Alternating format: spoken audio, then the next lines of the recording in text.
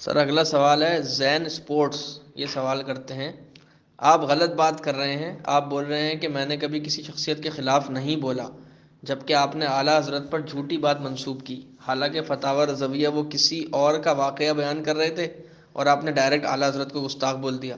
علماء اہل سنت آپ کو نہیں چھوڑیں گے، آپ بالکل بھی صحیح نہیں ہو، خود کو اتنے بڑے اکابرین کا احترام نہیں کرتے، دوسروں کو نصیحت۔ زین صاحب میں بہت شکر گزار ہوں، آپ نے دیکھیں نقطہ نظر رکھنے کا ہر ایک کو اختیار ہوتا ہے۔ آپ کا جو بھی نقطہ نظر ہے، آپ جو قبول کر رہے ہیں، جو چیز آپ کے سامنے ٹھیک دکھ رہی ہے، جس کو حق سمجھ کے آپ مان رہے ہیں، میں اس کی قدر کرتا ہوں، میں اس کی عزت کرتا ہوں۔ اور ایسا ہی ذہن ہونا چاہیے کہ ضروری نہیں ہے کہ میں جو بولوں کہ ہر بندہ متفق ہوگا، دنیا میں ایسا ہوتا ہی نہیں ہے۔ قرآن پاک کو ہمیشہ سمجھے، اللہ تعالیٰ نے ہمیشہ سے لوگوں میں تفریق ڈالی ہے۔ اللہ کے نبی بھی جب تبلیغ کرنے تشریف لائے تھے تو سارے کی ساری دنیا مسلمان نہیں ہو گئی تھی، اس میں پھر بھی نہ ماننے والے تھے، منافقین تھے اور کفار بھی تھے، سب تھے۔ تو یہ سلسلہ کبھی ختم نہیں ہوتا، اسی مزاج کے ساتھ دنیا چلتی ہے۔ کوئی عالم دنیا میں ایسا نہیں ہے کہ اس کی ہر بات پہ ہر بندہ متفق ہوگا۔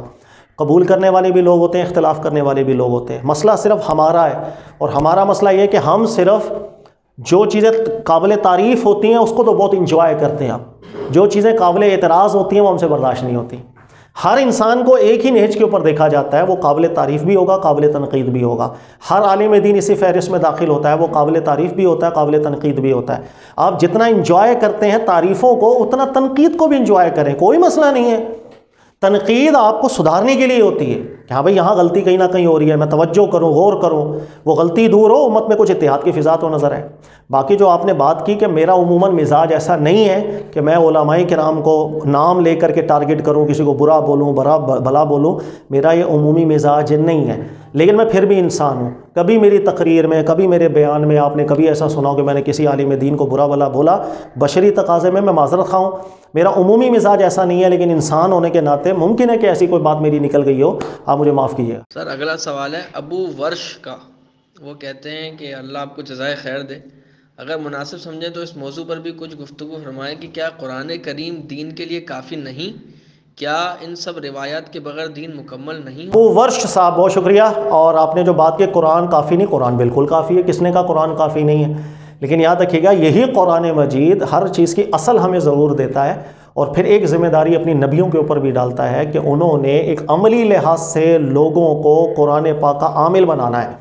یہ اللہ کے نبی کی ذمہ داری ہوتی ہے۔ اللہ کے نبی کی ہمارے یہاں عموماً ایک آیت پڑھ وما علینا الا البلاغ، ہمارے عموماً یہ کہہ دیتے ہیں نا کہ اللہ کے نبی کی ذمہ ہم نے صرف پہنچا دیا۔ یاد رکھیے گا کفار جو آپ پر ایمان نہیں لاتے نبیوں پر، ان کے لیے یہ بات ضرور ہے کہ وما علینا الا البلاغ، کہ ہم جو ہے ہمارا صرف یہ ہے کہ ہم نے پہنچا دیا۔ ہمارے عموماً یہ چیز بیان کیا تھا وما علینا الا البلاغ، یعنی انبیاء کرام علیہم الصلوۃ کی ذمہ داری صرف یہ انہوں نے پہنچا دیا۔ یہ ایک بڑا غلط استدلال ہم کرتے ہیں۔ یہ وما علینا الا البلاغ کی جو آیت ہے، آپ قرآن پاک کو پڑھیں، جو لوگ ایمان نہیں لاتے تھے نا ان کے لیے تھا فقط بلاغ، کہ انہیں حق پہنچا دیا، مان ہی نہیں رہے۔ لیکن جو لوگ مسلمان ہو جاتے تھے، جو ایمان لے آئے، ان کے لیے اللہ نے قرآن میں کیا کیا ہے؟ ذکر کیا ہے۔ اللہ نے فرمایا کہ ہماری آیات پڑھ کے سناتے ہیں، وَيُزَكِّيهِمْ، اور رسول اللہ صلی اللہ علیہ وسلم ان کا تزکیہ بھی کریں گے۔ تزکیہ کسے کہتے ہیں؟ کہ انسان کے دل میں اتنی طیبات ڈال دی جائے کہ اس کی طبیعت ہر عمل کے لحاظ سے پاک و صاف ہونے لگ جائے۔ یعنی یہ نبی کی ذمہ داری اللہ نے قرآن میں ذکر کیا ہے کہ جو لوگ آتے ہیں ایمان لے آتے ہیں، ان کا پھر عملی لحاظ سے تزکیہ بھی کر دیتے ہیں، اخلاقی تزکیہ بھی اللہ کے نبی کرتے ہیں، ان کا ذہن بالکل صاف پاک، تربیت عمل سب پاک صاف۔ تو وہ جو صحبت رسول صلی اللہ علیہ وسلم رکھنے والے ہوتے ہیں، ان کا عمل، ان کا وہ ایک معاشرہ ایک اعلیٰ درجے کا نکھرا معاشرہ ہوتا ہے۔ پھر اسی عمل کو آگے یہ لوگ جاری کرتے ہیں، جو نسل در نسل جو ہے نا رسول اللہ صلی اللہ علیہ وسلم کی وہ تربیت منتقل ہوتی چلی جاتی ہے، وہ چاہے قولی لحاظ سے ہو، وہ عملی لحاظ سے ہو۔ تو اس لیے یاد رکھیے گا قرآن بالکل ضرور، لیکن قرآن ہی جس چیز کو بیان کر رہا ہے انبیاء علیہ السلام کی ذمہ داریوں کے حوالے سے، ان کو نبیوں نے پورا کیا، وہی چلتے چلتے آگے آتا ہے۔ باقی روایت جو کبھی کبھی ہمیں اس انداز میں ملتی ہے کہ جس پر تواتر نہیں ہوتا، اس کا استدلال الگ ہے جو ہم کرتے رہے۔ اگلا سوال عمیر انجم صاحب کرتے ہیں، کہتے ہیں کہ آپ کہتے ہیں کہ تعامل کا درجہ حدیث سے بڑا ہے۔ چلیں جی، سر تسلیم خم کر دیا۔ اب سوال یہ بنتا ہے کہ جب تعامل کا درجہ بڑا ہے، قول رسول جو راویوں کے ذریعے ہم تک پہنچی ہے ان کا درجہ تعامل سے کم ہے، تو پھر امام مالک کے قول کی کیا حیثیت ہے؟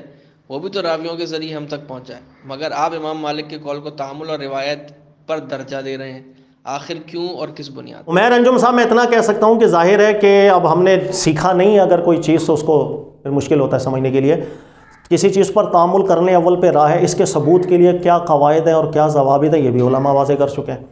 اور کون سی چیز ہے کہ جو کرنے اول کے اندر بطور تعامل کے معمول نہیں تھی، اس چیز کی بھی وضاحت علماء کر چکے ہوئے ہیں، یہ باقاعدہ فنونات مرتب کر چکے ہوئے ہیں، ہر چیز پر بحث کر چکے ہوئے ہیں۔ دیکھیں ہمارے عموماً سوال ہوتے ہیں کہ ایک شخص نے مجھ سے یہ بھی پوچھا تھا کہ سر آپ نے ایک کلپ کے اندر بتایا کہ گدھا حلال ہے یا حرام ہے، اس پر بڑا ایک اختلاف رہا ہے صحابہ کے دور میں، تو اس پر کسی نے مجھے کہا، کامنٹ کیا تھا، میسج کیا تھا مجھے کہ سر ہمیں یہ بتائیں کہ کیا صحابہ کرام کے دور سے تعامل رہا ہے گدھا کھانے پر؟ تو آپ تو تعامل سے استدلال کرتے ہیں، تو دیکھیے گا کہ تعامل کس چیز پر کیسے ہوتا ہے، اس کے بھی اصول ہوتے ہیں۔ کھانے پینے کی چیزوں اس کا تعامل یوں نہیں دیکھا جاتا کہ اس دور میں کھایا جاتا تھا یا نہیں۔ دیکھیے گا زرافہ ہماری شریعت میں حلال ہے، وہ لمبی گردن والا، ایک تو زیبرا ایک زرافہ ہوتا ہے لمبی گردن والا۔ مجھے بتائیں زرافہ کون کھاتا ہے؟ صحابہ کے دور میں کبھی کسی نے زرافہ کھایا؟ لیکن ہمارے دین میں پھر بھی حلال ہے۔ تو کھانے پینے کی چیزوں کا تعامل الگ طریقے سے دیکھا جاتا ہے، اس کے قواعد الگ ہیں۔ عبادات کا تعامل الگ طریقے سے دیکھا جاتا ہے، اس کے قواعد الگ ہیں۔ کسی شریعت کے کسی مسئلے کے اوپر یا قرآن کی تفسیر، کسی قرآن کی آیت کا کیا مطلب ہے، وہ کس طریقے سے متعامل ہوئی ہے، اس کو الگ طریقے سے دیکھا جاتا ہے۔ یہ علم ہے، اس کے اندر آپ جتنا جائیں گے، جتنا آپ پڑھیں گے، اتنی راہیں کھلتی ہیں، اور اللہ کے فضل سے ہر ایک عالم دین نے اس کو متعین کیا ہے۔ دیکھیے گا امام ترمذی کے اندر، حالانکہ خود امام ترمذی لکھتے ہیں کہ رفع الیدین پہلی حالت میں ہم نے کیا، رفع الیدین کے کلپ پر یہ سوال آیا نا، تو رفع الیدین کے بعد رکوع کے اندر رفع الیدین نہ کرنے کی روایت کو ضعیف کہہ کے گئے، لیکن یہی محدث ترمذی لکھ کے گئے کہ رسول اللہ صلی اللہ علیہ وسلم کے جو صحابہ ہیں ان میں سے دونوں طبقے رہے ہیں، صحابہ کرام رفع الیدین کرنے والے بھی تھے، ایسے بھی صحابہ تو جو رفع الیدین نہیں کرتے۔ یہ جملہ کیوں کہہ کے گئے ہیں امام ترمذی؟ حدیث کو تو خود ضعیف کہہ رہے ہیں۔ تو تعامل دیکھیں کیسے پتہ چلتا ہے، پہلے اس کو دیکھیں، ورنہ تو کئی علماء پر آپ اعتراض کرتے چلے جائیں گے۔ لہذا معلومات یہ ایسا نہیں کہ صرف کسی کتاب میں آپ نے پڑھ لیا امام مالک نے ایسا کہا، ایسا نہیں ہوتا، نہ اس طریقے سے تعامل ڈھونڈا جاتا۔ اگلا سوال شادمانی جمال کرتے ہیں، کہتے ہیں صرف قرآن پاک کو بھی اپنی عقل سے پڑھیں گے تو گمراہ ہوں گے، اس لیے ہر آیت کے اترنے کا کوئی نہ کوئی بیک گراؤنڈ جاننا ضروری ہے، اس لیے کوئی مستند تفسیر پڑھنی ہی پڑے گی۔ اب تفسیر میں بھی اختلاف ہو تو پھر بندہ کیا کرے؟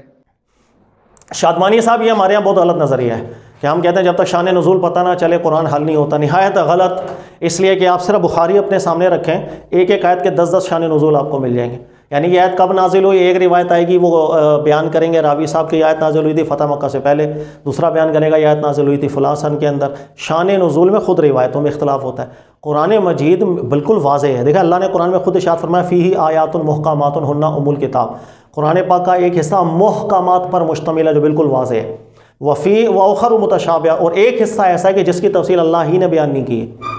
یہ دو حصے ہمیشہ قرآن مجید کے، جو محکم ہے جو بالکل واضح ہیں وہ اللہ نے واضح کر دی ہے، اس کو اپنی وضاحت کے لیے مزید کسی چیز کی ضرورت نہیں ہوتی ہے۔ ہر عاقل شخص جو عقل سلیم رکھتا ہوگا وہ اس کا جب شغل رکھے گا اس پر واضح ہوتا چلا جاتا ہے۔ ہاں یہ ضرور ہے کہ قرآن مجید کو سمجھنے کے لیے ترتیب کیا ہونی چاہیے ہمیں وہ نہیں پتہ۔ ہم لوگ نارمل ایک بندہ اس کو شوق چڑھا، وہ کہتا ہے بھائی میں نے قرآن پاک کو سمجھنا ہے، وہ قرآن پاک جیسے ہی کھولے گا، مثلا قرآن پاک کھولا ایک آیت آئی اس کے سامنے، وہ فوراً اس آیت کو پڑھ کے استدلال کرنا شروع ہو جائے گا۔ یہ بالکل غلط طریقہ ہو۔ قرآن مجید کو نام قرآن رکھا گیا، دیکھیے گا قرآن مطلب ہوتا ہے پڑھنے سے، تو پہلا قدم قرآن مجید کا یہ ہوتا ہے اس کو کثرت سے پڑھا جائے۔ جتنی کثرت سے قرآن مجید کو پڑھا جائے گا، جتنی کثرت سے اور جتنی بار بار قرآن مجید کو پڑھا جاتا ہے، پھر قرآن پاک اپنا ربط بیان کرتا ہے جو انسان کا دماغ اس کو کیچ کرتا ہے۔ پھر ایک بات ہے اس کا ذہن کہے گا کہ اس سے ملتی بات وہاں بھی آئی ہے، وہاں ذکر ہوئی ہے۔ جب وہ ربط ملنا شروع ہو جاتے ہیں، قرآن اپنی وضاحت خود اتنے اعلیٰ انداز میں کرتا ہے، حیرانی ہو جاتی ہے کہ اس کو اپنی چیز سمجھانے کے لیے کسی اور بات کی جو اپنا محکم حکم ہے اس کو سمجھانے کے لیے کسی غیر چیز کی ضرورت نہیں پڑتی۔ ہاں جو متشابہات ہیں وہ متشابہات ہی ہیں۔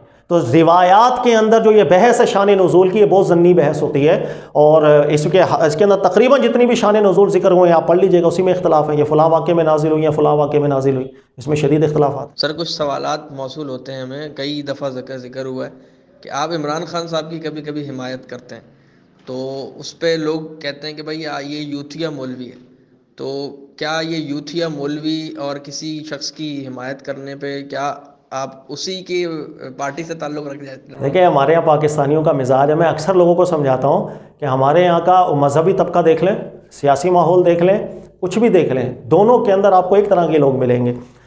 محبت کے اندر ایکسٹریم، نفرت میں ایکسٹریم، یعنی فرقہ واریت ہو یا سیاسی تنظیموں کی فرقہ واریت ہو، ایک جیسا دونوں کے اندر ماحول نظر آئے گا آپ کو۔